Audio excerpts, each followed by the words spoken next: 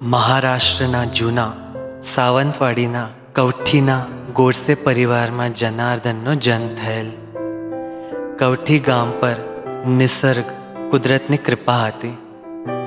ગામમાં લોકો કુદરતને જ ઈશ્વર માનતા, પરંતુ ગરીબીને કારણે જનાર્દનના બાળપણમાં 10-12 વર્ષ માત્ર ઘરમાં જ વીત્યા.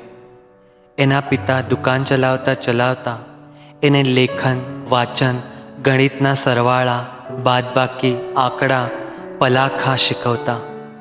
આમ એને અભ્યાસ કરાવતા એમને જનાર્દનની પ્રખર બુદ્ધિમત્તાને ધ્યાન આવ્યો.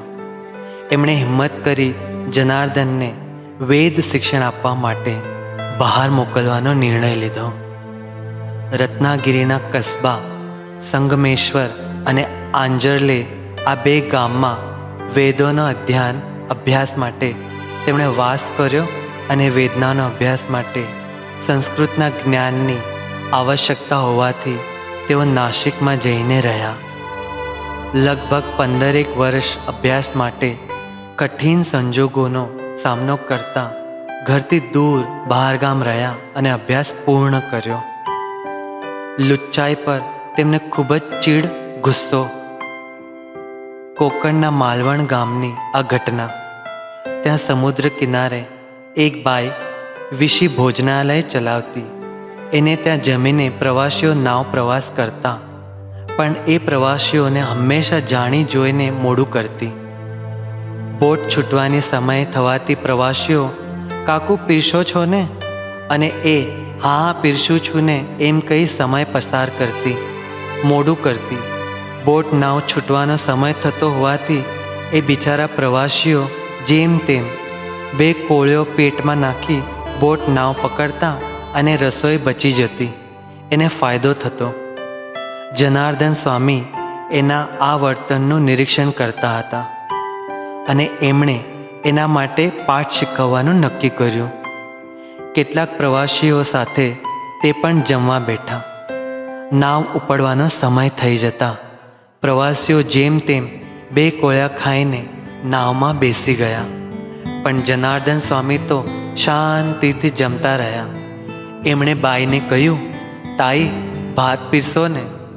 વળી એમે કહ્યું, ભાત ખલાસ થઈ ગયો હોય તો બીજા ભાત ચડાવી દો, સીજવા મૂકી દો, હું ત્યાં સુધી રાહ જોઉં છું. પેલી બાઈ બોલી, અરે પણ તમારી નાવ છૂટી જશે. તો જનાર્દન સ્વામીએ કહ્યું, નૌકા છૂટી જશે તો કાલે જઈશ. હવે આનો શું જવાબ આપવો? એ કાંઈ પેલી બાઈને સૂઝ્યું નહીં. પોતે શું કરી રહી એને સમજાયું. જનાર્દન સ્વામીએ એને બરોબરના પાઠ શીખવાડ્યો. બાઈએ એમની ક્ષમા માંગતા ફરી ક્યારેય આવી ક્રૂર મજાક નહીં કરે અને એનું વચન આપ્યું, કબૂલાત કરી. 1928-29ની સાલમાં સ્વામીજીનો મુકામ 12 જ્યોતિર્લિંગમાં પ્રસિદ્ધ ત્રંબકેશ્વરમાં હતો. ત્યાંના પરશુરામ મંદિરની વેદશાળામાં સ્વામીજી શિક્ષણ આપતા હતા. સ્વામીએ પોતાની માતાને ત્યાંથી પત્ર લખી પૂછ્યું કે માં, સંન્યાસ ગ્રહણ કરવાનો મારો વિચાર છે. મારી ઈચ્છા છે કે તું મને રજા પરવાનગી આપશે ને? માએ ઉત્તર આપ્યો કે અમે બધા તો સંસારમાં ડૂબેલા છીએ, તું પરમાર્થના માર્ગે જઈ રહ્યો છે, એને હું હવે કઈ રીતે રોકું? એને માને મંજૂરી જણાવ. આટલી સરળતાથી સાહજિકપણે પરવાનગી મળવાથી કાશી જઈને સ્વામીએ વિધિપૂર્વક સંન્યાસ ગ્રહણ કર્યો. યોગાસનના પ્રચારમાં સ્વામીજીનું મહત્વપૂર્ણ યોગદાન એટલે સાંઘિક આસન. આજ સુધી યોગાસન એ વ્યક્તિગત મોક્ષ પ્રાપ્તિ કરવા માટેની કઠોર તપસ્યા એવી માન્યતા હતી, પરંતુ સ્વામીજીની આ સહેલી સાંઘિક પદ્ધતિથી ગામે ગામમાં યોગનો પ્રચાર પ્રસાર સુલભ થયો. ડૉક્ટર શ્રી વેર્ણેકર નાગપુર વિદ્યાપીઠના સંસ્કૃત વિભાગના પ્રમુખ હતા. એક દિવસ તે યોગા અભ્યાસ મંડળમાં ગયા. સ્વામીજીએ તેમના હાથમાં એક કાગળ આપ્યો, જેમાં લખ્યું હતું, જીવનમાં આરોગ્ય, સુખ અને સમાધાન પ્રાપ્ત કરવા માટેનો એકમાત્ર ઉપાય યોગાભ્યાસ જ છે. દરેક જણે પોતાની શક્તિ અનુસાર યોગા અભ્યાસ કરવો જોઈએ. ડૉક્ટર વેર્ણેકરે પૂછ્યું, આ શું છે?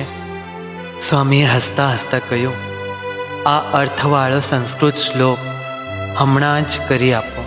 ડૉક્ટર વેર્ણેકર તરત જ સ્વામીના સંદેશનું સંસ્કૃતમાં રૂપાંતર કરી આપ્યું. સમાધાનાય સૌખ્યાય નિરોગત્વાય જીવને યોગમેવાભ્યસેત પ્રાજ્ઞઃ યથાશક્તિ નિરંતરમ. યોગા અભ્યાસ મંડળમાંની મુદ્રા પર આજ જે સંદેશ કોરવામાં આવ્યો. આયુષ્યના લગભગ 50 વર્ષ પર્યંત તેમણે અખંડ યોગ પ્રચાર કર્યો. 2 જૂન 1978ના રોજ રાત્રે 9:15 વાગે શરીરનું ચૈતન્ય અનંત ચૈતન્યમાં વિલીન થઈ ગયું. સ્વામીજી કહેતા, આસનને કારણે શરીર શુદ્ધ થાય છે, પ્રાણાયામને કારણે મન શુદ્ધ થાય છે અને ધ્યાન ધરવાથી બુદ્ધિનો વિકાસ થાય છે, સાત્વિક વિચાર આવે છે અને સ્થિરતા પ્રાપ્ત થાય છે. બોધ, આસન કરવાથી શરીર શુદ્ધ થાય છે, પ્રાણાયામથી મન શુદ્ધ થાય છે અને ધ્યાન ધરવાથી બુદ્ધિનો વિકાસ થાય છે. ચીવટપૂર્વક સતત અભ્યાસ કરવાથી આત્મ ઉન્નતિ થાય છે.